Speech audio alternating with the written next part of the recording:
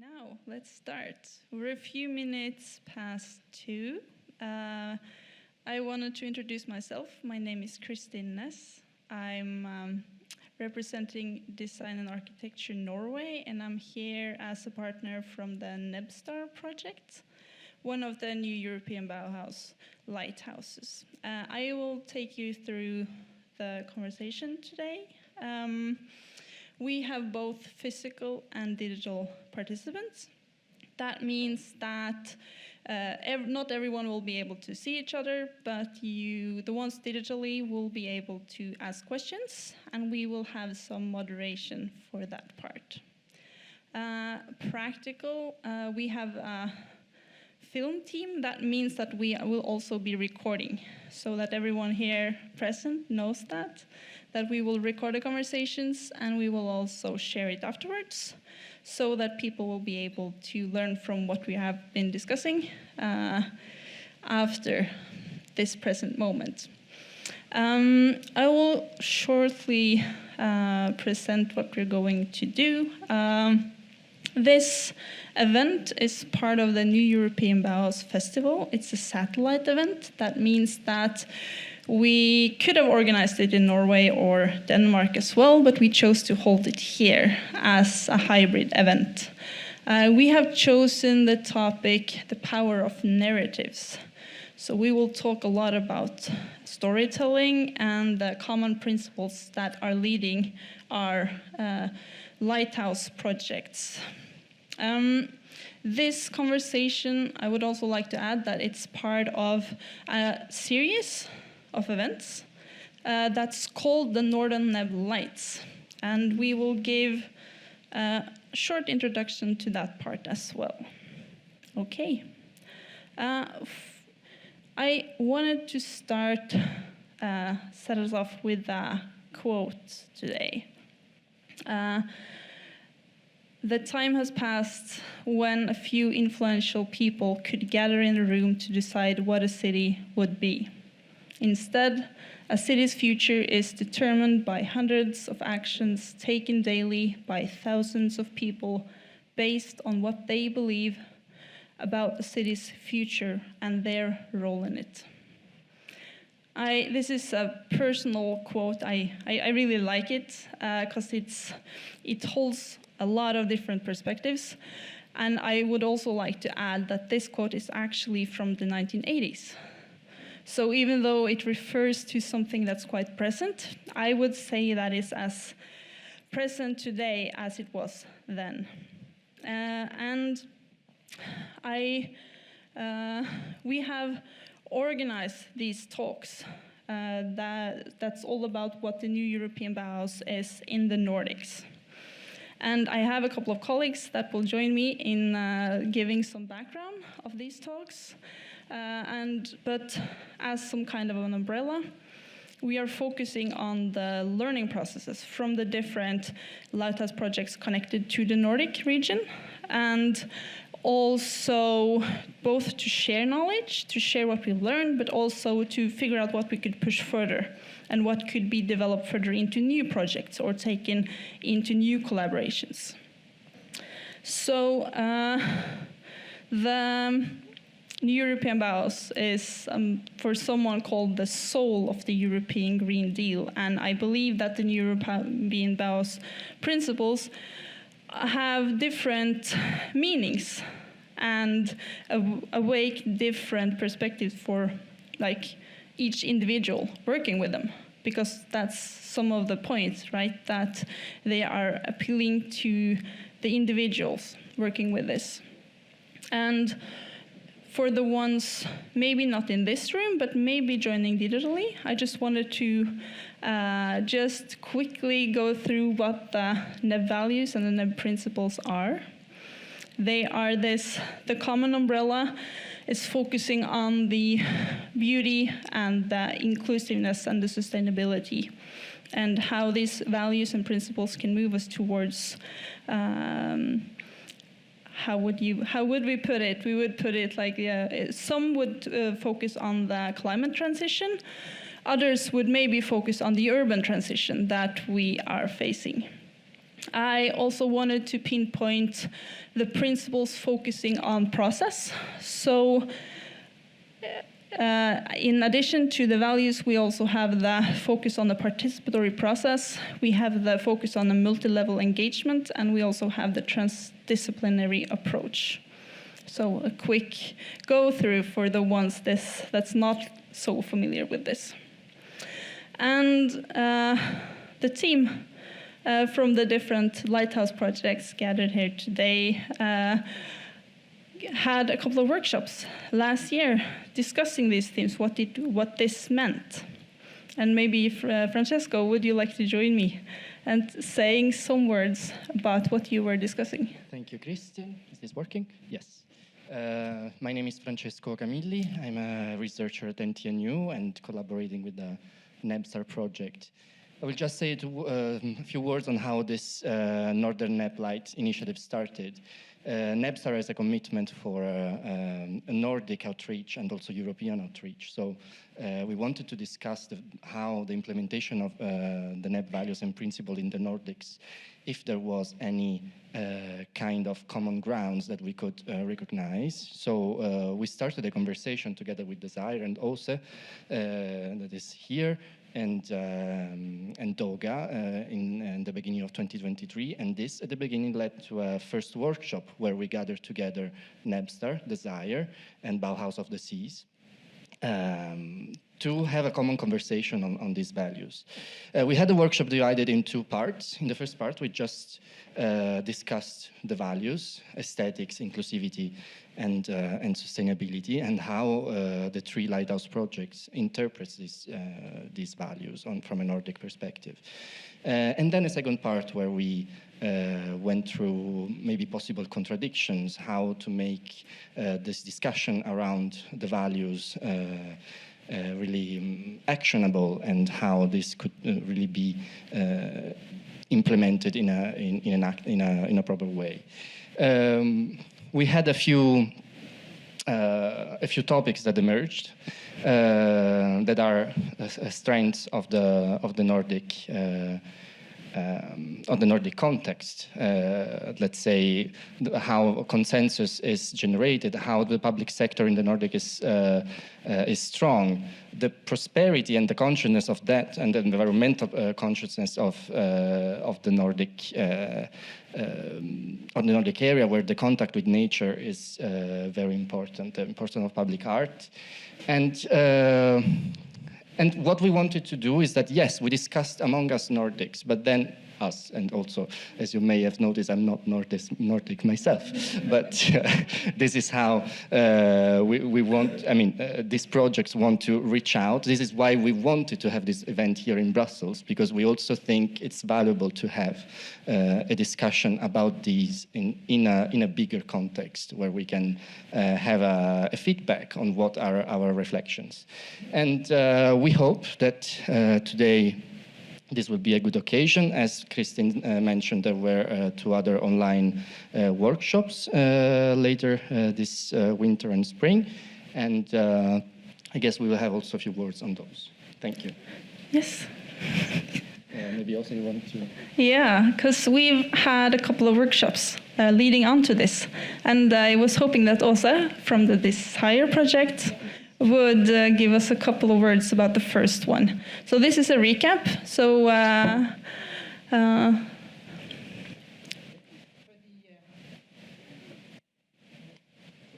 think this one works better. Yes. Yeah. Good. For the first webinar, which was on the very beginning of March, we were focusing on art and artistic approaches. How do we work with art in urban transformation? And we've chosen three different persons, three different examples from DESIRE and also from NEB-STAR.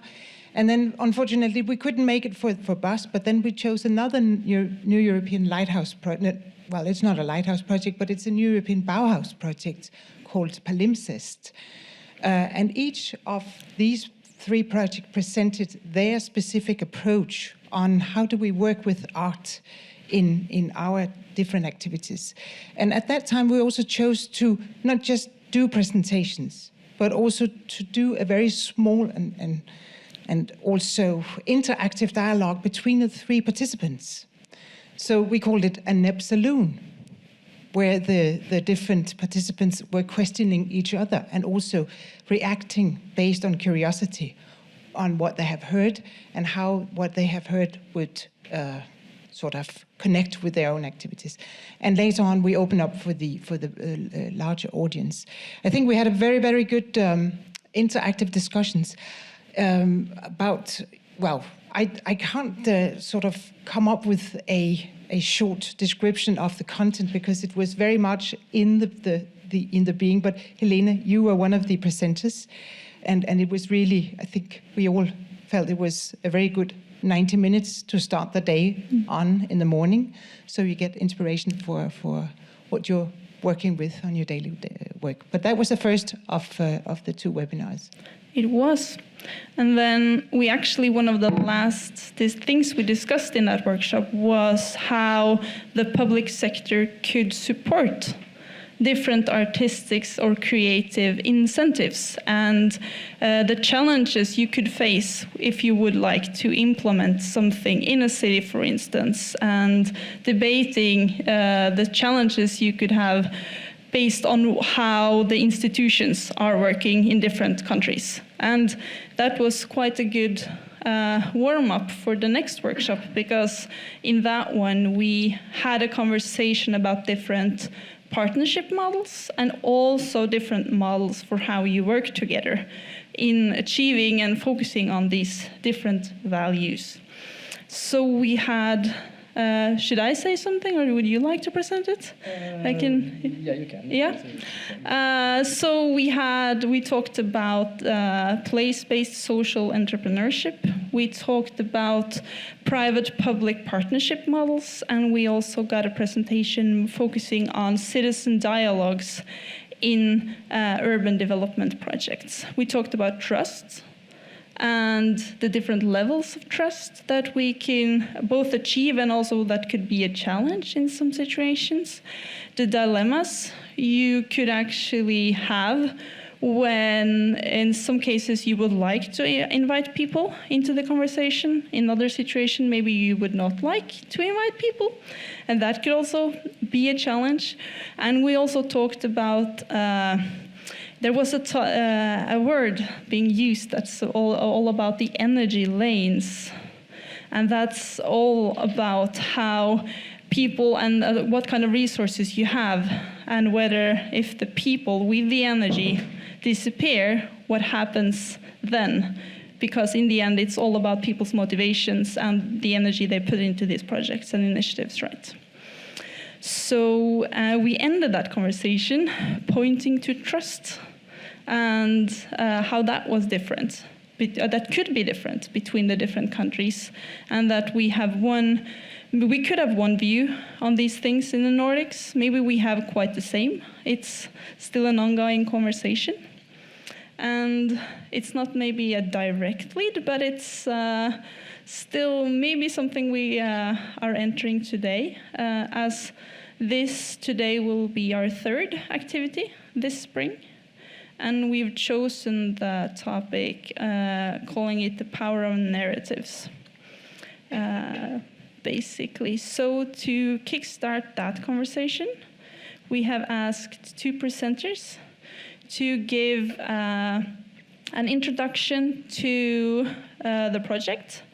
We will get the presentation from NEB-STAR by Dirk Allers that will join us here. He will start, and then Åsa from DESIRE will join us afterwards to present the DESIRE project. And after that, we will have a conversation with three panelists, and we will also open up for questions and invite you guys to join the conversation. Okay, I will give the word to you. Yeah, and the clicker. Thank you. Right. Hey everyone, my name is Dirk Allers. I work at NTNU, the Norwegian University of Science and Technology. You see our nice flyers here as well. And we are the coordinator of the NEB-STAR project.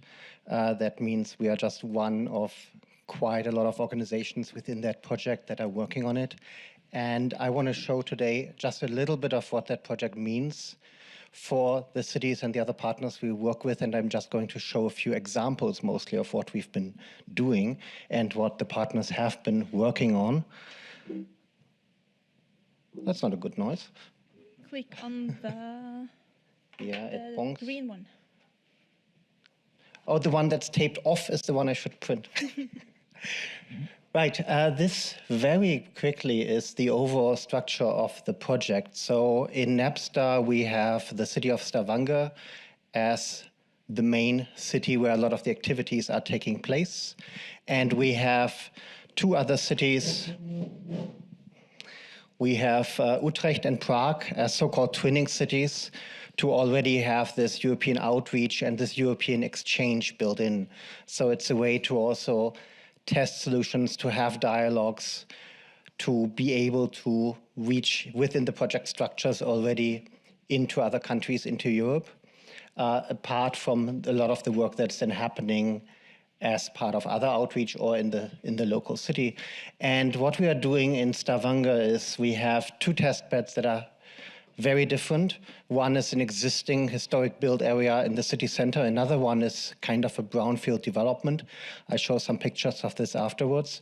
And these are the two test beds where Stavanger municipality, together with a lot of partners, is trying to figure out what it means to do urban transitions, energy transitions in the NEB way. And to test that within these two sites that have been selected is one of the challenges already. The larger challenge of that is then the so-called territorial transformation plan. That is whatever you want it to be in your city. It can be your climate action plan, your societal transformation plan, your area master plan, energy plans, and so on. So that is one first step of lifting up the results once we have them. How can we make the experiences of the work in the test beds more towards business as usual, to change processes, to accelerate the things we need to do, to find ways of what can you even take out of this, what can you lift up in a more abstract way that it makes sense in the different strategy documents, that maybe some of the processes, some of the structures, some of the specific constellations, new ways of working make its way in there, because you cannot say like do this type of workshop. That's what we do within the test beds. We hope that can translate to other parts, even just within the city. But being able then to put this into formal strategic documents that go through voting processes, through a lot of political alignment processes, would be quite a strong output here to also say what we do here works, and we can show that doing things the NEB way in certain constellations makes sense. It gets us results, or it gets us different results than if we would not have done that. And then the next part of that is all these learning loops that Kristen mentioned before already. So we have the standard monitoring and evaluation. This also is learning within the work in the test beds and within the city. And then we have these larger loops of learning and exploitation and outreach in the Nordics. Again, what you've seen in the introduction, there's a lot of commonalities specifically with the Nordics, but we also work with all the other NEB Lighthouse projects. There are 6 overall, to find out how to link that up. And that's then the larger part also. How do we make sure that what we do in Stavanger, in Utrecht, and Prague is suitable for a larger dissemination, for a larger replication, for scaling up, to actually reach the Green Deal, to reach all these other principles and ambitions we have. So there's very strongly also this link back learning then from the Nordics, from Europe, from NEB, from the NEB communities, from the city's mission, from everything else that's going on, and try to find out how to integrate this. And while this is a small project, it is embedded in quite a large structure that is happening within all the countries, within the European Union, a lot of other projects, and finding ways to make these loops really come to life and make them make sense and make them be actionable within the cities where, again, down you have to do something locally on the ground. That's a challenge that we are trying to address, and I'm just showing a few examples now of how that looks like. This is one test bed in Stavanger. This is Pedersgate. It's an old street with a lot of historic buildings, with a few new ones. It's the end of the street is at an industrial part of the harbor. It also has a bridge that goes over to the next island. A lot of private owners, a lot of commercial owners. It's an upcoming area for a lot of restaurants, food, takeaway, arts and culture that is happening there. A lot of existing community structures, some frictions between the inhabitants and the municipalities or commercial interests there. So this is one test bed to really try to see how can you do community differently in a way that works, that finds ways to align the interests and really make something new, different, and show how or if the NEB principles really make sense and how you can really bring them to life. The next one is site 4016. This looks very different. It's a brownfield development, more or less. So it's an old industrial and warehouse area on both sides of the street. It's next to one of the highways. It is not really connected yet, but there is a lot of residential area just right around it. So some of this will be redeveloped. Some of this will be torn down and built new. There's already 1 or 2 buildings now that have been built up. So this is an ongoing process already. There have been long-term plans of redeveloping the area. And here the idea is how to inject the NEB ideas into an ongoing large-scale planning process that's mostly driven by one private developer. That, and we are quite lucky with that, has a very strong interest in doing these community activities, in embedding the area. So the idea then is also not just to redevelop this area in its own, but connect it to the rest of the residential part around it. Because otherwise it's a bit difficult to do community engagement if you don't have communities of people that live there. And the ones that are currently working there will not be the ones that will work there in 5 years. So finding ways to embed this into the community around it and find ways to engage them. And also finding then ways of like, what are the gaps, what other urban functions would you want to do there? Again, finding ways to even work with a developer that is interested in doing this. They need to also see a baseline. So financial models here are also important, but then finding ways to embed lacking social functions or area functions into the new development here while still parts of the plan are open. That's kind of what we're trying to do in this area. So kind of 2 ends of the spectrum. We didn't do greenfield because, well, there is not exactly one, and these were the priority areas also selected by the city of Stavanger. Some examples how that looks like, a lot of engagement. Here we had some very early activities. People were discussing and then voting with the little paper thingies we made for the project. Clearly it's summer, this is not expected always in Norway. Then we wanted to do something with arts and culture. It's one of the pillars of NEB. How does that look like? After a lot of back and forth, there was a solution found by Stavanger municipality to find ways to engage artists. So this is Anna here that has been now engaged for a long time within the project to follow this process with an artistic lens, to reflect back, to be part of some of the transitions, the workshops, work with the community, and find ways, again, to embed this. This is a street festival. I mentioned before already the Petersgata area has a lot of restaurants. This is also one focus point to engage people. Food is something that gets people together. So bridging this with outdoor activities, again, this is clearly summer, finding ways to make the area more attractive, find out what's missing, what sort of activities, what sort of functions you would want to have there. This is the bridge I mentioned before. It looks very different if you're actually standing under it. So this is part of some of the engagements to also see what specific activities do we want to do in the area and where. The city is large, the areas still are large. What specific activities would be needed? What are the demands of the community? What comes up there? What comes out of the bottom-up processes of the demands there is challenging to really figure out. It's difficult to do that when you write a project proposal like this. So this was part of the development then, once you have the project, finding out how to do this, finding out what makes most sense, what are the pressure points in the community, where can you bridge this. So actually also then this large scale abstract European project makes sense locally through the community. Something that also then came out of that is a practice done by one of the local companies there, an architecture company. It's called Walk the Land, where you go out and do a different approach of a very early stage engagement, finding out what do you do, how do you experience the area, how do you want to experience it. And on all this, Helene from Stavanger can talk about much more and much better than I can do in the panel afterwards. Stavanger also set up a pop-up cafe as kind of an engagement area to have someone or multiple someones on the ground in the area to be able to have this discussion, to have a base there.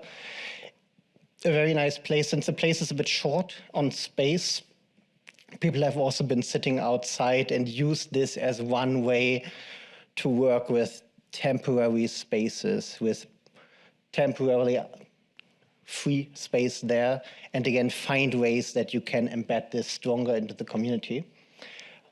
We have also done things in the other two cities. This is one example of what Prague has been doing. It's an exhibition called Urbania that uses engagement activities, that uses data to find out how people experience the city and reflect this also back. We are trying to bring this then also to Stavanger in a different environment and see how it translates between the two contexts. We have then in Utrecht a lot of discussion on what this means there, and Utrecht is doing something that is called the barcode. It's an urban planning tool that maps a lot of different functions, spatial needs, area needs, demographics, all together as a decision tool. And they printed out these large-scale plans for everyone to discuss on it. And also there, it's a large-scale tool. It doesn't necessarily go all the way down to the individual parts of the streets, individual communities. So here also what everyone is trying to do is how to bridge these, how to bridge top-down to bottom-up. And all this needed a lot of discussion on how does this really work. Everyone has existing tools, existing ideas, existing methods.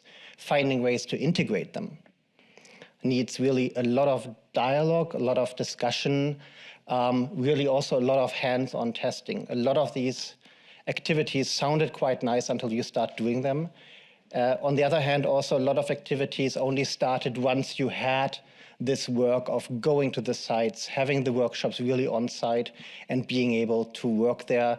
That removed some barriers. It gave like a little light bulb effect of actually seeing the area and then being able to work with it differently. So both the stakeholders within the project and without it were really important in all these different stages and needed these different methods already to be able to start some work that then we learn something more. So a lot of what we've done so far and that we've learned is really on how to do the early stage collaboration and integration in a different way, where we encountered barriers and we were able to then get out of those and find different ways to work with them than we would have if we had done the normal processes that municipal planning does. So finding ways really very early on in the processes was important, including bike tours on site, understanding why the bike tracks are the way they are, or why they are not doing what I want them to do. Yes, those were just a few of the early examples. We have a lot of our early reports already out. If you go to our website, you can check that. We have the plans of what we want to do in the areas. We have initial learnings of what we have found out. A lot more are coming on that soon.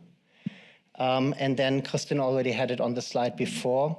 Nordic Edge Expo is happening in Stavanger in the beginning of May. It will also have parts of the program around European Bauhaus and specifically around NEB-STAR. If you're interested in that, I don't guess a lot of you will be right in the area, but talk to us to see how you can come there, how you can interact with us. And with that, I just want to end with this slide, because Stavanger is quite famous for a lot of street art that is happening. And I took this one here because this also has quite an interesting story behind it. Stavanger has been traditionally one of the large oil harbors in Norway. A lot of the Norwegian offshore oil industry is homed there. So it has to change. It has changed in the past, it will change again. So hopefully the flowers, they will grow a bit more, make this all more NEB, to get to a different future that acknowledges the past, that acknowledges what's still happening, but that finds a way to do the transformation out of that. With that, I'm closing. Find us on your preferred social media, or also come talk to us after in the break or at the reception after.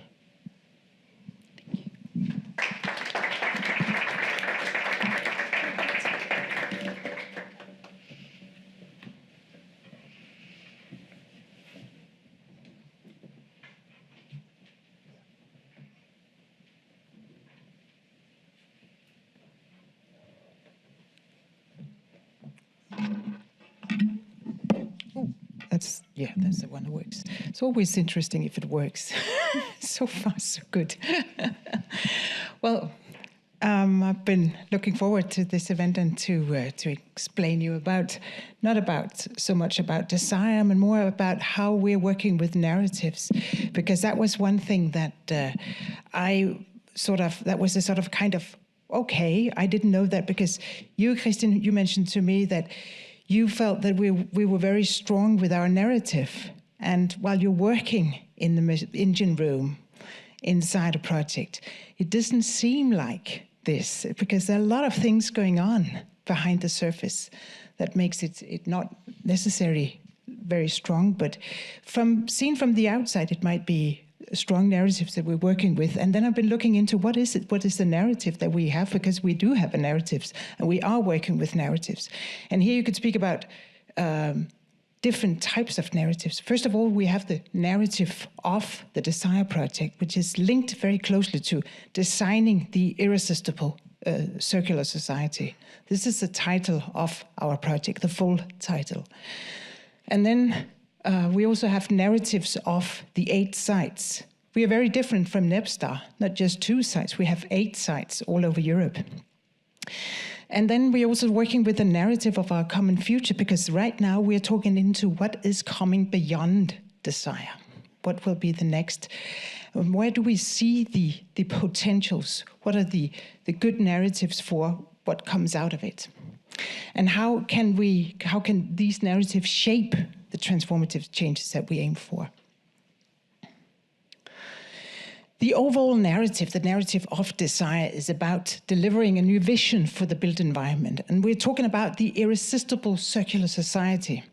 And what we mean by this, at least what we meant when we prepared the proposal, is to create or design products, services, and experiences and systems to be irresistible. We aim for a future where sustainability in urban transformation becomes so attractive that it barely seems like a choice. This is what we meant, what we formulated years ago. And then when we started on implementing the project, we also started on what do we actually mean? And this is an ongoing discussion. And then briefly, who we are 3 Danish sites. All of the sites, all of the 8 sites are focusing on one of the 3 themes you have here: creating social inclusive housing, reconciling cities with nature, and also transforming through symbiotic relationships. In Denmark, we have, a city, Kalundborg, that's an entire city. We have a social housing area, Gadehavegård, and then we have a construction site. It looks different today, but that's how it looked when we started up in Herlev. And then we have further 5 sites in Europe.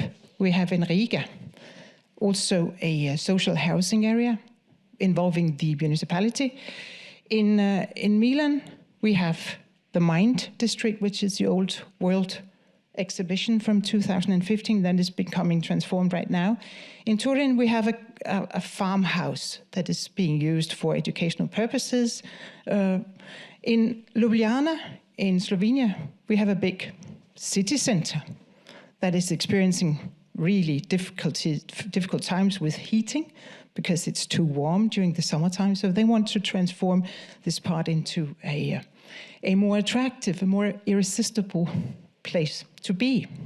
And then finally, in Amsterdam, we have Wildermanbuurt, which is a social housing area that is also within transformation. So you see, we have 8 different sites with different kinds of maturity, different sizes, some of them are tapping into huge projects that are somehow determining what they're supposed to do. And others are very small-scale projects that can test along. When we started out the project 1.5 years ago, this was our first activity to define and design a DESIRE manifesto. What is it we mean by designing the irresistible circular society? And the intention was that it should function as a steering axis throughout the entire project, something we could go back to and lean onto when we talked about what do we actually mean. The reality is that it's being sort of going through continued dialogues and also critical feedback, because it's still not there. It still needs to be redefined. But if we look back and talk about the narrative of creating it, some of the keywords were trust. It needs to be with action in focus, not just statements, but real actionables, actions to put in focus here. It needs to be focused on the context, to look into what is the contextuality of what we want to do. We need to focus on connectivity and inclusion. And then there was regeneration as a very key element, also a key word that was discussed and included. I'm not sure we have included it yet, but it's still an ongoing process to define the narrative of DESIRE. And I have also learned, because when you're sort of creating these things, you learn a lot, and DESIRE is a learning project. I've learned that when we started up, we learned a lot about, this is from the kickoff meeting we had when we started the project. At that time, these 8 sites were presenting themselves and what they aim to do, but nobody knew each other. So even though we got an impression of what was going on, it was extremely difficult to sort of tap into, because we didn't know each other. So I've learned, and that's mainly due to you, Jenny, you're sitting there, relationship before tasks. And that was a specific key point for us, that it was so quite difficult to address this work on the manifesto. Also the work on the principles that we have further developed, because we were focusing directly on the task. We need to do a manifesto, we need to do principles, but without knowing each other. And it takes time to know each other. And of course, you can get to know each other by working together on things like this. But it was difficult. And it's something we still discuss. Also the principles. And these are the DESIRE principles. You can come to the fair and see them there also. You can dive into our website. But we started creating the principles at the kickoff meeting, and then used 4 succeeding months to really discuss it, co-creation workshops, online meetings, and so on. And now they're there, and they're being worked with at the 8 different sites. But it was not easy. And also we experienced at the very beginning that some of the sites said, no, we don't want to work with these. We want to let the principles emerge from bottom up. Yeah, that's difficult, but we have to find a way through it somehow. And also to respect that some of the sites were working very differently from others and needed a very bottom-up approach. So this is also a narrative. This is why I started by saying that, well, from inside, it didn't look smooth. It's been a way of a lot of constraints, a lot of restrictions, a lot of feedback. but also a lot of very, very good reflections and very good dialogues. So applying these principles, or working with them, I think is the right term to use. Working with these principles at the different sites, been done through a lot of experience, a lot of activities, based on co-creation, based on really experimenting with different types of activities. And I'm not going to go through all the narratives that we have from the different sites, but just to bring you some narratives, or to give you an insight of at least a few of them. In Riga, and I would like to show you the film, but I don't think we have time for that, but you can go onto our website and search Riga and a film, and then you will find it. It's quite moving, I think, this small film that speaks about that in Riga, they're going to transform 6,000 Soviet housing blocks. It's quite massive, and especially because the families living there are owning their apartment, but expecting from the state that the state take care of anything beyond the apartment. The outdoor area, the basement, the staircases, all this stuff. So how do you make this transformation? By empowering and engaging citizens. This is a very important topic for the people, for the municipality in Riga. And something which creates a very strong narrative on how to do it. And they're engaging. Some of the local citizens are going to live there in this house. We actually went to see it. It was, I think it was quite dangerous to enter this building. Some of us did do it. But this is how they are, this is what they're working with. And now they think that this is important also to involve both the citizens that live there, but also the citizens that will become inhabitants of these buildings later on. In Kalundborg, it's different. Perhaps you remember from my overview, it's a small city on the west coast of Sjælland. I don't know how many people, 40,000 people living there, approximately that. But it's also a city with a huge industrial plants. Novo Nordisk is there, and perhaps you've heard about Novo Nordisk, but it's one of the hugest companies in Europe and in the world as well.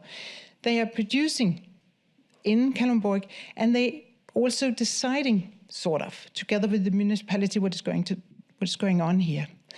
And when we started up with DESIRE, there was no citizens' engagement.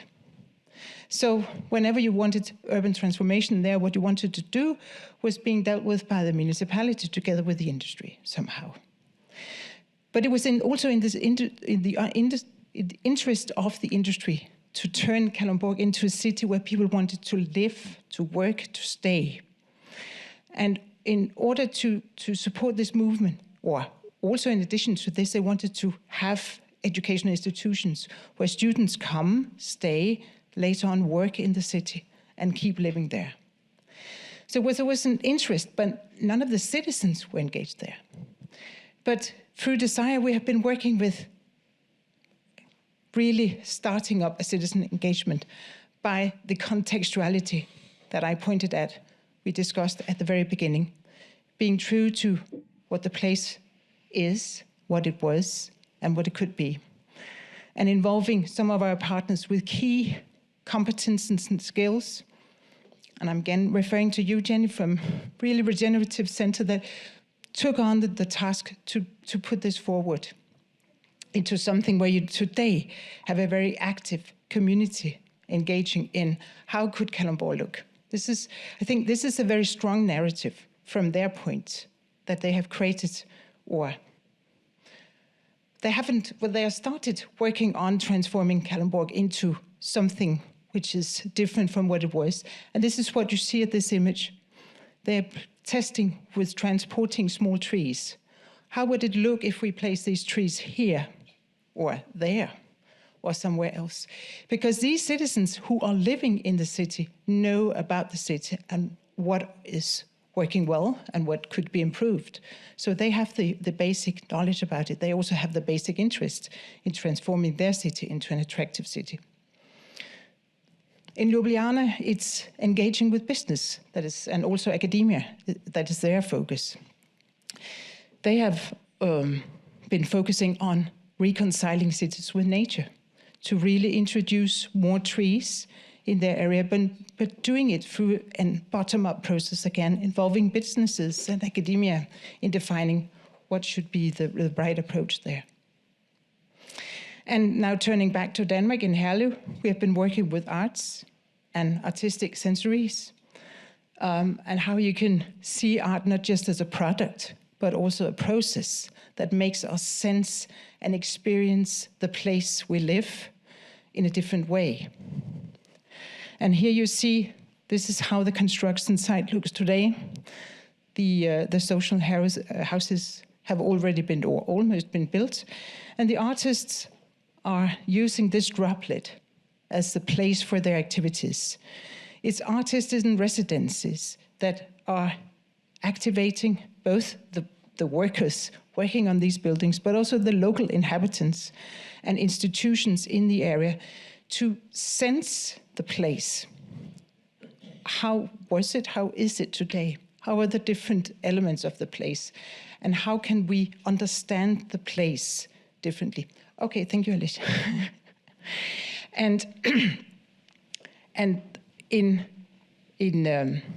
Herlev, they have taken on this new character they call the garden caretaker character, that bridge the inhabitants, the people there, with the place, and try to make them experience and sense the place in new ways.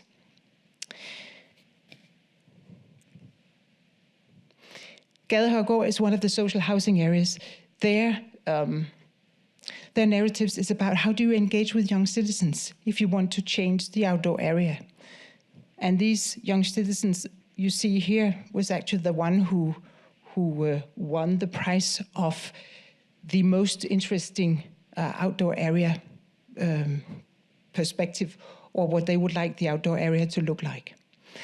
And this is also a narrative that puts into future, when we're talking about our common narrative for the future, because based on these experiences with the young kids at Gadehavgård, and together with an architectural firm called GXN and Agora, where we have also Tyra, you're also present today, you have been developing a toolkit for co-design with kids, which is a direct output from what they've been doing in Gadehavgård.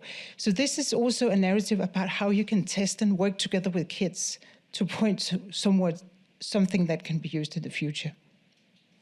So coming to an end, I know I need to. The narrative of our common future is irresistibility. What is it? We're still talking about it. I've just returned from a partner meeting we had last week in Milan. And there one of our partners said, she raised her hand, I think we need, once again, to talk about the irresistible part of our project. What is it? Because this is a learning project. We learn along our experiments, our different activities, and this gives us new input to define what do we mean by irresistibility? What do we mean by what we're doing, and also by applying the different values and working with the different desire principles? How do we like our manifesto to look like? How do we see the common narrative, the desire narrative for the future? It is quite interesting and important aspects. Irresistibility was also a key concept at the partner meeting we had in Riga half a year ago. The few, I think 2 workshops that were focusing on how do we perceive irresistibility in our local context, in our local cultures. And I just took this picture I brought this picture up because in Desire, we also talk about the desire path. You see here, this is a designed path by somebody who would say that this is how it should be. This is how we design the path we want to walk. But this is the desire path. You actually have this expression in English, something you choose to do because it fits you better. So this is how we see the desire path, but also something we need to to learn from by designing something and then react to it and see how can we make this better. So the desire narrative is about really how do we find the irresistible path forward in achieving our main goal of creating circular societies or cities that are attractive and beautiful, affordable, accessible, so on. I think this was more or less it.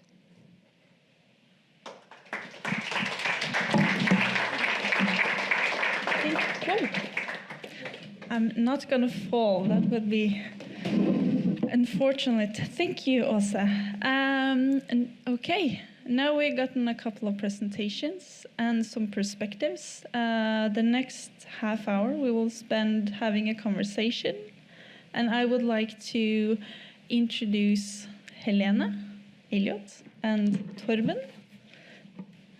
And also Frederico up to the stage, and we will bring some chairs and also getting some mics. Let me see. Perfect. Yes, I can take the end. Okay. Maybe you would like to help. And everyone's working? Hello. I think so. Yeah. Fantastic. Okay.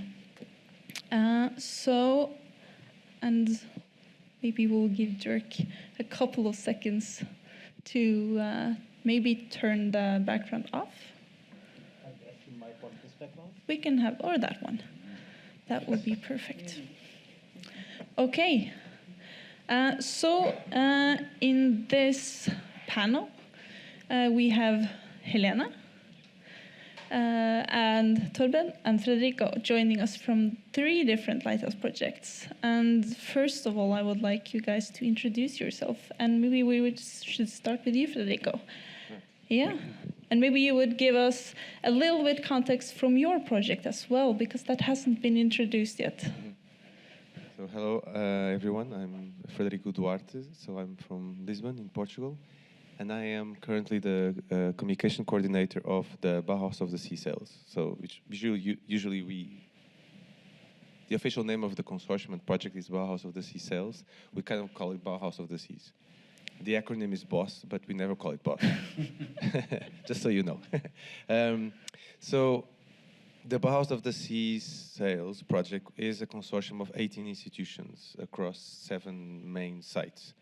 The sites being Lisbon and Oeiras, which is a city next to Lisbon in Portugal, the Italian cities of Venice and Genova, Malmö in Sweden, Hamburg in Germany, and Rotterdam, and a site on the border between Belgium and the Netherlands.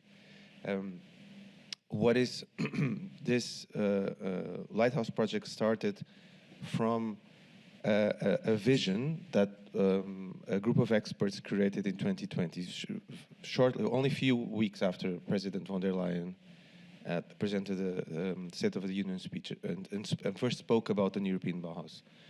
And this group of experts in a few months, or a month and a half actually, we defined this idea, which is a manifesto about the Bauhaus of the Seas. The Bauhaus of the Seas is an idea or vision for the European Bauhaus that stems from Portugal, but does not stop there. And then we approach all coastal cities and coastal communities, but also communities on bodies of water. Long story short, a consortium was then put together between 2021 and 2022 as a call for one of the first lighthouse projects. That then includes all these different institutions. What is original from our project not only has a lot of institutions, but these institutions are of 3 kinds. They're first academic institutions, i.e.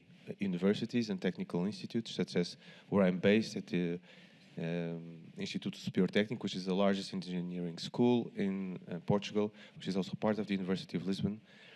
Then territorial institutions, which are mainly cities, or city councils. and cultural institutions. So from the Carlos Gulbenkian Foundation in Lisbon, the New Institute in Rotterdam, or TBA 21, the Thyssen-Born and Misa Art Academy and foundation that's based in between Madrid, Vienna, and Venice, which acts as the kind of the artistic entity that gathers a kind of artistic perspective on what we are supposed to do. And what are we supposed to do? Develop pilot projects across the different sites that respond to the values of the European Bauhaus. And all these different communities have the same relationship, or actually very different relationships, to bodies of water. And so being the sea in Lisbon, the sea in Oeiras and Rotterdam, the river in Lisbon and Hamburg, the lagoon in Venice, also the Ligurian Sea in Geneva, the Øresund Strait in between Malmö and Copenhagen, etc.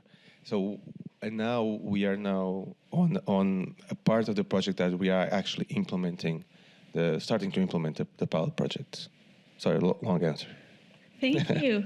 Good. So we actually have two examples of manifestos here today. Mm-hmm. So you guys have one, and Torben, you guys also have one that was presented, yeah? Maybe you would like to introduce yourself?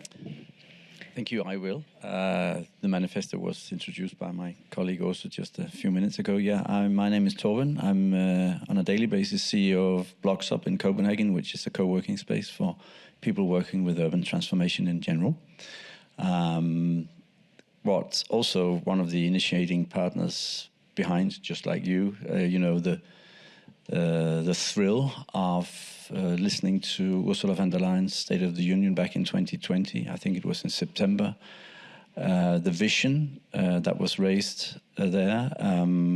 Some of us behind, the design of the project have been working within the built environment and construction industry, and especially for many, many years.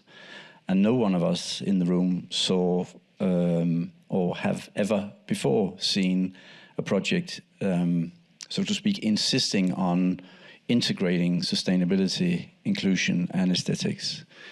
Many projects are working with sustainability, likewise inclusion and aesthetics, but to our best knowledge, no one has ever sort of insisted on pushing an initiative throughout Europe, integrating those three values. And that was sort of the initial inspiration we got, very much focused on let's unite these three elements in a movement that ignites and hopefully engages practically the whole of Europe in new ways in combating climate change and making the climate transition more apparent, more local, more purposeful. So from a Danish point of view, together with our 23 other partners in this sort of 5 nationwide projects, we were very focused on the notion of how can we create movements of change through this project, through the built environment. And we originally read the call as a call calling out for 2-year projects. So we are more or less closing down, more or less. We have half a year to go. But we have been very excited throughout the way, as explained earlier. And I take it we'll come back to how we explicitly did and what are the learnings, and especially what can we take on beyond the Lighthouse projects. That's the interesting part, I think. Absolutely.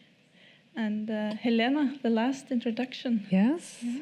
So my name is Helene Eiliott, and I represent the city of Stavanger, the municipality administration. And yeah, so we have this 16 partner, and we're super focused on Stavanger, even though we have Utrecht and Prague joining as well.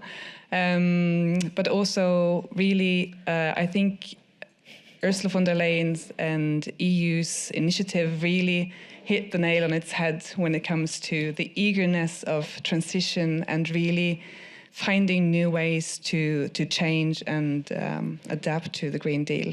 Because there's a huge gap between the economical and technological solutions and sort of the more societal and values-based approaches. So trying to bridge the knowledges and also bridging the partners, learning about each other and learning from each other, and also then constructing narratives together is really, really what we need to, and sort of what we're searching for in the project of NEB-STAR. So that's a very brief introduction, but I think I'll stop there. Yeah, but thank you. And maybe I would like to actually start with having a conversation with you about because you said that you're focusing on Stavanger, right? But still you're bringing in partners from all over Norway. And it's also quite a diverse set of partners. So although it's a smaller focus area, you still need to align a lot of different perspectives and a lot of different views. How's that process been? Well, it's always interesting to have the combination of this quadruple, triple, I don't know, sequential helix, needing to learn about each other and figure out a way to collaborate. I think it could be, or the end result, I'm expecting it to be a quite fruitful combination of partners, because even though we have different objectives, goals, and interests, I think what could be sort of the individual driver of the project will be your ownership to the tasks, the ownership to your end goal. So having a common narrative, having a common understanding, sharing the values is obviously a benefit. But then if you can combine that with owning your own path, owning your own delivery, then I think that's that could be very fruitful. So I think we're expecting that conclusion to be done, but also experiencing already that this is the way that we have gone forward. But also with that said, I think I want to share that it has been sort of a struggling and challenging phase one, the initial phase of actually having those conversations and baffling about and sort of not knowing where to twist and turn. And then when we first started doing the practice, starting to check out some tools, share some methodology, and actually sort of entering the doing phase, then something happens. It's quite magical, but that's when you start to get down and learn and share and sort of open the mind. So with the principle of open research, participatory design, all of these principles just coming to life. And so that's where we are heading forward. Fantastic. Because I wanted to pinpoint the different entry points that the project had in terms of actually creating these common principles. And it seems like you're also referring, although there's not a manifesto there, you're referring to the common goals. And you've had a process around creating that one as well, right?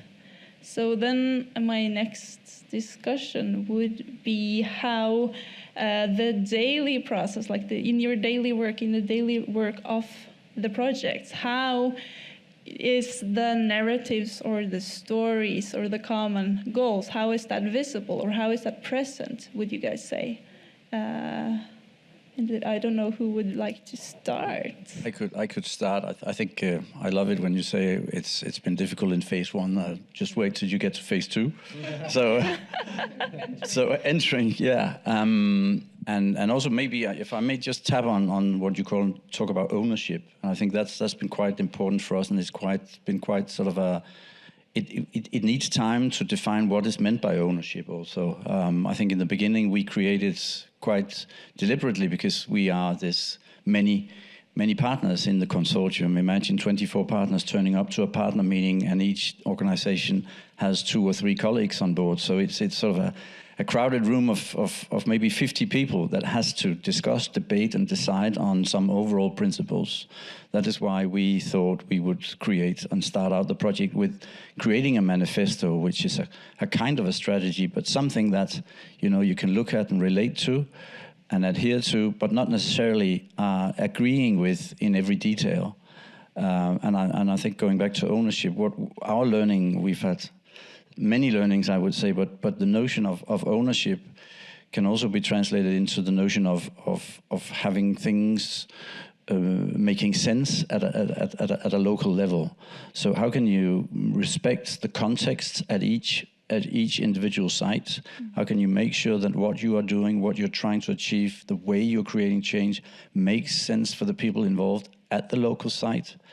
So when Bauhaus is talking about beauty, some of us are talking about beauty is in the detail rather than the devil's in the detail. But the beauty is at the local level, because there it makes sense for the people involved, creating a sense of ownership, but also creating, which is one of our principles, a sense of belonging to the place, to the process, to the people, to the purpose, etc., etc. So we have been working with that. The fact that you at the same time can deliver sort of a collaborative understanding of what is this about, AI, or not AI, IE, sorry, in these AI times, IE, the manifesto, but also having a deep-rooted respect that this manifesto has to be implemented and understood at a local level with the individual context. Some of the results coming out of local projects might be replicated at other sites. Some might not, but simply just having the respect and making sense of the results, making sure that you've come up with the results at your local level. Some of them are actually able to be dispersed and disseminated. Some of them are not. That creates, I think, the true ownership of the results and the learning. And then, of course, you can capture that in the narratives, but I take it we'll come back to that. Yes, from our side, I think I was listening to you guys, and what's interesting, I really believe the big challenge of our project is it's twofold, and even in terms of narratives, is one side is this interinstitutionality, because you have 23 institutions, 26, 24, and we thought we had a lot. I had 18. So also working within institutions, it's a mess sometimes, but it's a very interesting and sometimes very surprising how a project can, start as a research question at an academic institution, and then become an art installation, and then become actually a piece of public infrastructure. And the kinds of the different institutions in our project kind of take the project forward, so take the narrative forward. The big challenge then is beyond, Zoom fatigue. It's like all these meetings, and the fact that I was listening to you, that we are just now, our open calls in Lisbon and Oeiras are being launched next week. So we are now just about to get very excited, because actually people are really starting to enact. Because so far we've been preparing. The preparedness is very important. It is part of the narrative, so that we're having these sea forums, we have the role of ocean ambassador, of speaker of the living, because we have this more than human approach as well. This is part of the narrative, but then, and I think this is also, I was listening to you, to Oza presenting your project. I love the way of irresistibility, but also maybe aspiration will be a very interesting word. And I think we all want to do aspirational change. So it's this, we're not having to change, by degree. We want people to engage and want the people to be part of what we're doing. And in that sense, I think one of the greatest challenges, and I think really believe it's a narrative aspect, is how do we shape artistic practice? And how do we bring, and maybe I would love to know, how are you doing artistic, but also, design practice, architecture practice? What are we expected as architects, designers, artists, even engineers, even digital people who live on the digital or work on the digital realm? What are we supposed to do as practitioners? How are we supposed to open our processes and invite people in? I think this is a very big challenge, but it's a productive challenge. I think that's really why we're here. And I think we really believe that really crafting the right narrative that we have, that we can bring, yes, you can bring local populations, but also maybe advocating for a different or more positive or more future-oriented kind of practice. I think that's really what I like to add. I just asked for the word. Super engaged. No, it's just with the danger of sort of over-analyzing and entering sort of discussion of terms and words. But it's interesting though still. to perform a narrative in practice on a daily basis, such as you asked for. I think that is all about not maybe making sense or like the sense of belonging, but make things sensible. So having the sort of inspiring to act, inspiring to join, to engage. It could be, as for now, I think that we have sort of learned that when we make it sensible for the professionals in our administration, or for the partner that's private, or for the social entrepreneur, for the artist, or for the inhabitant, then it's sort of the wow, or that you can actually relate actively with your body. It's the aesthetics of the narrative, which is just, yeah. And then it needs to be quite detailed again, right? Because, like you said, the beauty is in the details. And so I would also like to open up the conversation about the challenges or the dilemmas of forming this like really easy to understand direction, whereas letting people just embody and make their own kind of statement and way of moving forward. Because we want to make a movement, right? But then again, maybe it's not fitable for everyone. So it's kind of a dilemma, that one. How much direction, how much openness do we would like to have in terms of moving forward with our projects? Yeah, but that's a great question. I think if we need to sustainably transform the world, coming through climate crisis, biodiversity crisis, social crisis, in a regenerative way, no one solution fits all. I think it's fair to say. And therefore, of course, you have to have the respect that people are not adhering to what other people have been doing. Listening to your experiences so far, I think what has been a sort of a meta experience from our side has been how to combine, should I say, passion and trust in people, not only in the different sites with all the different multi-level stakeholders engaged at the sites in doing the projects, but also in the group of the DESIRE. As also my colleague just said, we just come from a partner meeting in Milan last week. That was the 4th of 5 partner meetings, and we can simply see quite easily and quite clearly see a transformation of that group in the thinking. All people entered the project with lots of passion, but low on trust. Now, not low on trust, but not knowing each other, simply the fact that no one had a common background in the group, sharing their passion with, kept the trust down. Now we can see the trust is working up, moving upwards, and the group is simply collaborating much better than 1.5 years ago, and the results are sort of collaboratively moving ahead. So I think it needs the respect of time. You have to have time in order to obtain trust in a group of people, and that's also something we can quite clearly say is a learning from the individual sides. So people have to come together united in this common cause, because what unites them is the passion to change. But what we need this trust to build it up. We've seen it at local site level, we've seen it across the sites, and we've seen it in the greater group with the academics and the companies and the other partners apart from the sites. So passion and trust. Passion and trust. Good. And I'm just going to mention that we also have Alessia with us that has maybe some questions from the digital partners. You can just add whatever and just signal me, and I will bring them to the conversation. Would you like to add something, or should I move on with? No, I agree. It's an interesting kind of duality, the passion and trust, because it is very much about. Sometimes we tend to fall. I don't know if it happens to you, into this managing and executing phase. It's like that you don't have time to think, and you don't have time to really, create. And sometimes it can get very frustrating very fast.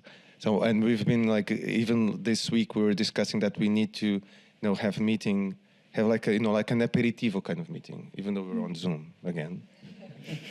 But the fact that you can just, share something with in our case, people to perform enacting the pilots, for it not to be as heavy and process heavy, to be really also because we are in the coordination team. It's almost like we're policing people all the time, and I think that's a big. It's also an organizational challenge that it is that we are, and I think meeting in person helps a lot, right? And I think it really adds to the way we want to work. It is about unleashing this idea of creativity, because it's the creative part is really what this is still in the end about, right? Thank you.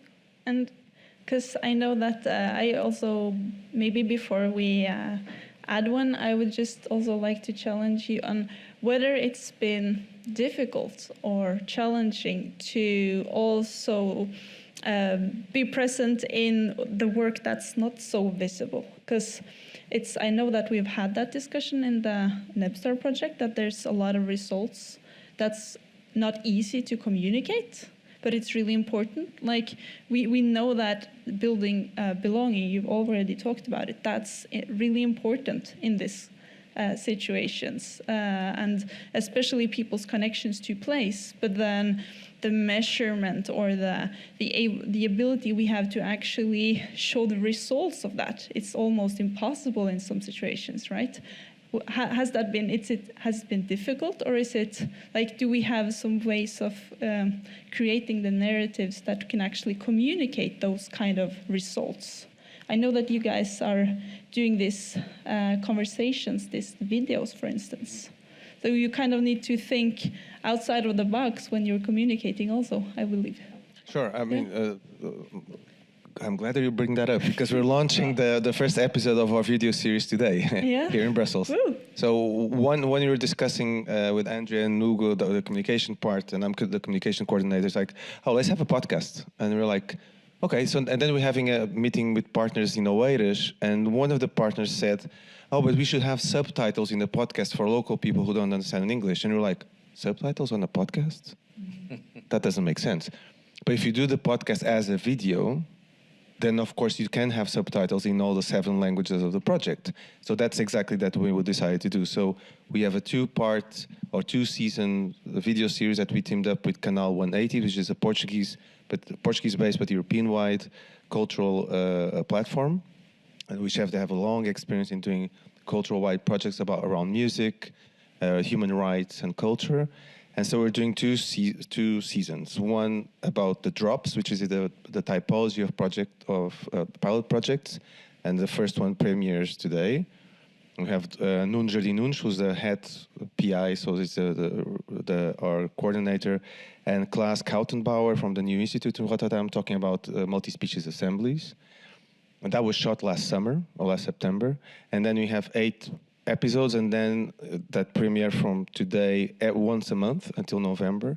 And in 2025, we're going to have videos about the pilots, so actually about the results. So by the end of 2025, we'll have 2 seasons of videos. It's a kind of a small documentary in different episodes. And the point that we decided to have the dialogues is, to inform, to inspire, and in a sense to have some sense of accountability. Because, and hence this idea of having the local language. Because when we are doing, for example, a regenerative menu, which is one of the typologies in Lisbon, Hamburg, and Venice, and if you want to know about it, you have 2 people talking about what it is, what it's supposed to do, and you're like, oh, this is cool, I want to be part of this. And we have the contacts in our website, and we can actually talk to me, because in this video it's me and Katika Versendal speaking, and they can be involved. So that for us was a really big part of this effort. So it's actually creating a continuously story. Yes. So you could actually develop the narrative. Mm-hmm. Good. So you would like to say something? From NEB-STAR we have a slightly different approach, but still it's close to what you have chosen. It's an actual way of including artistic competence, but also other kinds of competence. So inhabitant competence in interacting and responding to what we're doing. So we are engaging artists, engaging creative entrepreneurs to be in dialogue with us and to post Insta posts, to write and reflect. And that is also sort of a very important notion, I think, with the reflection, that we need that kind of time. But that is also an argument for widening the spectre of tools and methods that we have, both in the Sydney administration, but also with the other partners and organizations. So, but also like opening up for a sort of a multitude and diversity of narratives, not only sort of edited and decided from our part, but also allowing for critical thinking, reflection, and getting that kind of response. I think that's crucial if we are to sort of live by the values. So actually creating a feedback loop for our narratives in some kind of way.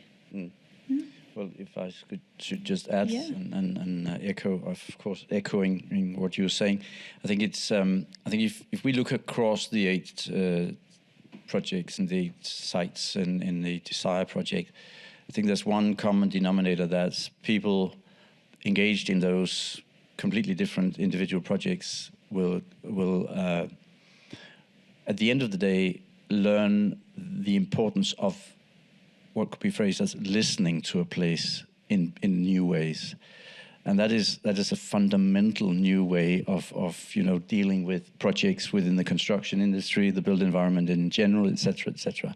So hopefully we're just scratching the surface a little bit in the new European Bauhaus movement here, starting up new ways of actually looking at values in sites and in transformations, and the potential that these transformations have, by making sure that through the collaboration, through the engaged involvement of many different stakeholders, we can actually identify a much more multi-based value of the different sites. And of course, artists are introducing new ways and new methods for doing so, listening and registering the site, its historic value, its present value, its future value, its biodiversity value, etc., etc.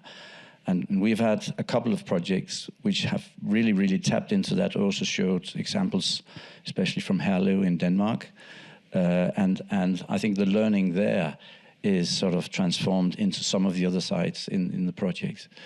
But simply imagine a future where the value of a bird song or the value of the canopy of a tree is at the same level of the value of an additional square meter in a housing estate in the eyes of the developer. Imagine that future. Then we've come a long way. And we're not there in half a year time in the DESIRE project, I can assure you that. Sorry, but I think we're scratching the surface here, pushing for those changes in the future. Sounds irresistible. That's maybe the definition of irresistibility, yeah. Maybe. I think that means that maybe we should open up for some questions. I know that you have one, and also if there's also a hand there, yeah. Let's start. So we do this as a Q&A. So question first, and then whoever would like to answer. Yeah, I will just add the one we got from online participants. This question came during the presentation from DESIRE also, but I think it can be more generally asked as well to the panelists. The question is, have you factored in your thinking how the built environment is produced, and also how the political parties influence these processes? And we have 3 hours to answer that question. Each. No, after. Yeah. May I start? Yes and no. I think the question is great, because what we're focusing on here are projects of experimentation. And for better and for worse, we know that public actors are not necessarily the ones embracing experimentation. Politicians, community or municipalities, etc., etc. There are rules, laws, procedures to be met, which are by far experimenting. So what we are doing here is experimenting in one corner with one hand, and then up against, don't rock the boat with the other hand. That came quite clearly out of a discussion we had with our friends from Riga, saying that they have actually learned an enormous amount of new great stuff in involving the citizens, just as we heard explained by Åsa, leading up to new ways, new ideas on new designs of engaging citizens as a pre-tender procurement phase. But how are you mapping those experiments with those kinds of engagements with the formalities of tender procurement procedures in Latvia? Those two sets of learnings are as far away from each other as they possibly can be. So how do you actually do that? I don't have the answer, of course, but the ones that do have are talking about creating regulatory experiments, within pockets of projects at public level, or sandboxes at city level, etc. Those kinds of tools can be applied in order to integrate the experimentation. I'm looking at you. I should be looking at the camera because you out there posed this great question. So how can we map this experimentation onto everyday life at municipality level or at national political level? That is a challenge, but I think there are bits and pieces out there that are actually representing hopes for the future in showing that it actually can work. That was a long answer. Over to you. Yeah. So maybe factoring in, I'm not quite sure if that's what we've done, but having private developers as partners in the project is one thing. With the opportunity to bring each partner to the table with our colleagues in the planning department, or yes, to have a conversation and go into detail on the specifics and learn from each other. That's a huge sort of learning factor that's very relevant. And also regarding the political and the decision makers in general, I think one of the solutions has really been to find the events and the dissemination and make it relevant for them to seek the opportunity and to do it within the rules of sort of a publicity, democracy, that's an open arrangements, but then also like enabling their reflection and their response, and to see that this is something that's going on, that having these open processes and opportunities, events to really get into dialogue and learn and understand is a way to factor in these dimensions. Yeah. I'll talk less about the built environment because our project does not have a sense more as yours as more construction-based role. Regarding politicians or public authorities, I think most politicians want results, but most public institutions present problems. To our projects like us, especially when you're experimenting, they're like, oh, we cannot do that. Or so it's sometimes it's hard to go from we propose experimentation, people and people working in the cities come with a problem, not with a solution. I'll give you one example. So the regenerative menu pilot project that we want to implement in Lisbon is going to be implemented at the Center for Modern Art of the Carlos Gulbenkian Foundation and at an elementary school. So if in order to have a regenerative menu, you may include an invasive species of fish or mussels of the river or seaweed. Do kids like seaweed? Maybe, but they need to try it first, right? But if you are to do it in a public school that's run by the city, the menu of the school needs to be approved by the city council. And for that to happen, you need to question the rules of procurement, as you mentioned before, and supply of the schools. That's a huge change. It's a minor step that demands a big change, a legislation change. I believe, to your great question, that this European Bauhaus project is a perfect place to do it because 70% of state member member state laws are defined by the European Parliament here in Brussels and sometimes in Strasbourg.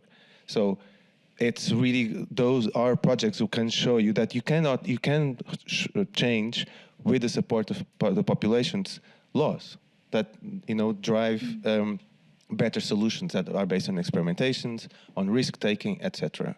So I really believe that we can show results. But also, we also need to question what success means.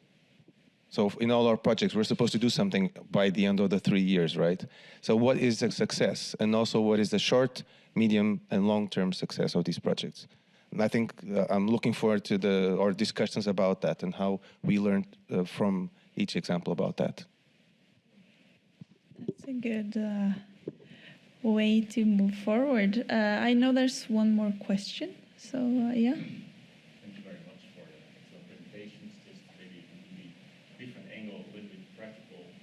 I don't know if the panelists were involved here, but the NEB-Bauhaus is a completely new program of the Commission with a different type of evaluation and also different secretariats, I understand.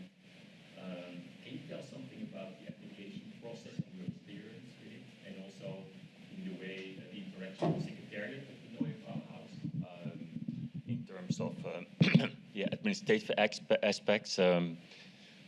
Were you involved in the application process itself? Can you say something about it? The experiences with the management and also the contact with the secretariat, these new secretariats from the Commission? Whoa, that was a good question. Yeah, basically how to get. Of course, you have a very well thought out product. You were selected. How was this process? And was there, for example, extensive negotiation moments? And was there experience in the project administration and the evaluation with European Commission? If you can, in a very short. I don't want to start a completely new discussion. But I'll try to keep it short from our side. Allow me just to take one step backwards, because what we were quite inspired of was, some in Denmark said, for the first time ever, the EU is doing a project upside down. And so the upside down, very inclusive process, remember, we were actually doing this in front of a screen because it was during the corona pandemic most of the time. So it's one of the most massive European-wide projects done digitally and designed digitally. That was one achievement, I think, by itself. The fact that vast groups of Europe across the countries were actually participating in defining what is the new European Bauhaus, because I think, honestly, let's just be honest, no one knew what on earth Ursula von der Leyen was talking about back in 2020. Only a very, very limited number of people knew. So, of course, there was sort of gradually put into the design phase a collaborative movement actually defining what it was. Then the call came. I think from our side, we experienced the call as a much wider call than we actually expected. We thought it would have been more precise. This is what we define this to be. This is what we think is needed. This is what you have to apply for, etc., etc. So, but we were quite engaged in that process, of course, with this dialogue that could be done during the application phase. But for us, it was I think the moment we saw the call, we knew, okay, we're not gonna. This is not a rifle approach. This is a shotgun approach. If you get that picture, we have to aim wide. That's what we interpreted the call as, and of course that complicated things quite a lot, because we had to have ongoing discussions with quite a lot of partners on, okay, how do we interpret this quite wide call? So that was basically, and then onwards from there, it was sort of quite a normal, structured process, in the sense that we had to sort of come closer to a final formulation of, okay, what do we think this is? Hence the notion of irresistibility, which was really the driving force for the partner team behind the application that we handed in. The notion of how do we actually design an irresistible future? How do we make the climate change and the climate transition irresistible in the eyes of everybody, practically? That was sort of the key driving force for us, uniting the different partners. But I would say maybe that is then what you're looking at. I think the process of writing of the application was quite, definitely not straightforward, but it was quite sort of classical. It was a classical application process in the sense of the way you wrote it up. The process before the call was much more interesting, to be honest, because that was a completely different approach that the European Union took on, which was innovative, speculative, collaborative, etc., and very, very much inclusive. That made it interesting. And about the success rate, because you were successful, was it a very high success rate, or can you say something about it? Because, like, for example, for some European programs, the success rate is only like 2%. Was it this? Doesn't seem to be this case, right? Or well, we only had one bullet in the gun, so to speak. So right. So yes, the success rate was good. We hit the target with only one bullet after months and months of hard work, of course. I'm gonna encourage to continue the conversation afterwards as well. Since we started a little bit late, I let the conversation go on 15 minutes after time, since we started 15 minutes late. But I know I'm going to allow one last question, and then we're going to round off. Yeah. Yeah. Yeah, so I'm just trying then to narrow it down a little bit again, maybe to continue the discussion later, by asking how much are the narratives that you present and that you have worked with, how much are they colored by the NEB-values and or the Nordic values that was already there? And is there maybe a superpower in combining the two? Or where is the innovative part in the projects and the narratives that makes this something new and powerful? Well, statements. Learning by doing, I would say. What I mean by that is that sort of we do that in the practice with the values that we sort of what you have embodied and what you have in your culture, your heritage. Being a Nordic or a Norwegian or Cities from Stavanger, I think what you carry on and bring with you is the values, and presenting that in the practice, presenting that also when you negotiate and sort of develop a way forward. And with this being a platform for R&D activities, then obviously you come from where you come from, and that's just point of departure, and you seek the opportunities. And since we haven't got too many partners from outside the Nordic region, then we relate on Prague and Utrecht to sort of to police that relevance for the European level. There we do some discoveries. There we do some.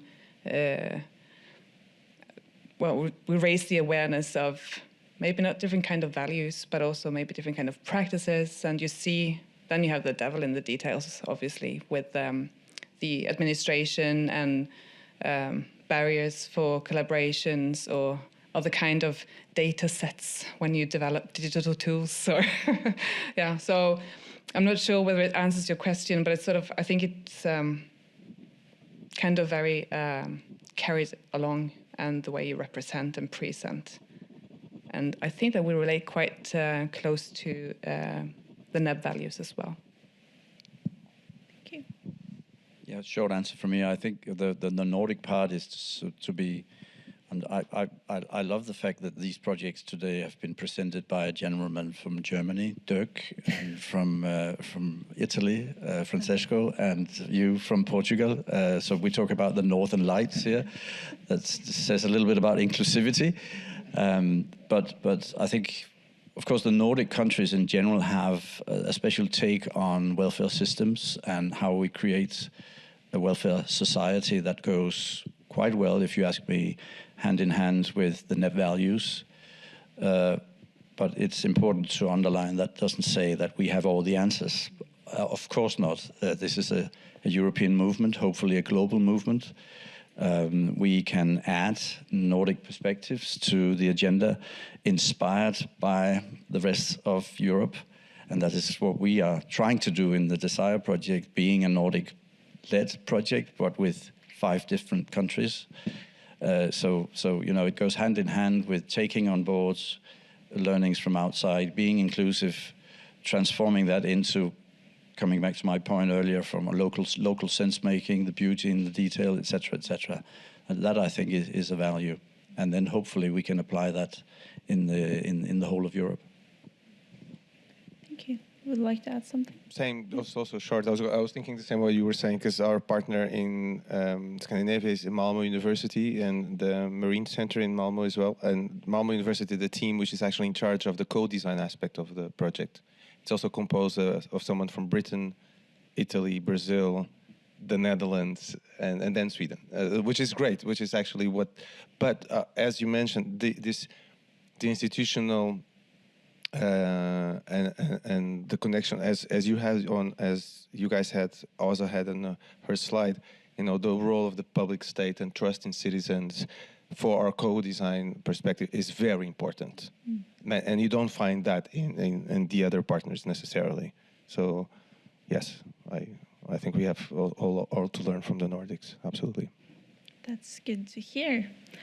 And the conversation will continue. The next thing that Dirk has already presented is that we are hosting a conversation at the Nordic Smart City Conference, Nordic Edge Expo, that's happening in May. We will have a workshop there. So if there's anyone here that's interested in that conversation, please reach out. We will actually explore both the practices, the meaning we will discuss the roles that we need in terms of actually working in this way that we are describing. Maybe we already have the roles and the ways of working. Maybe we need some new roles.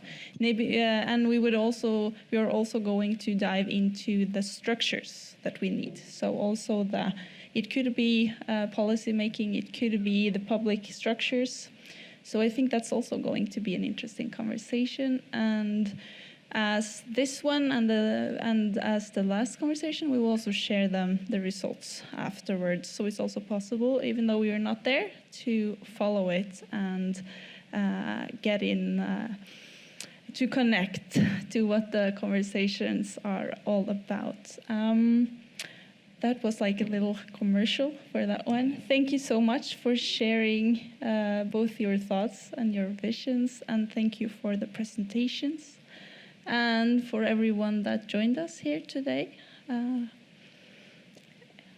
Yes, maybe you would like to say something. We have some after events, yes? Yes. For people who participated here, we have, does this work? Yeah. We have aperitivo now, so if you had any questions that you didn't manage to ask now, you're welcome to continue the discussions now. Yeah. Okay.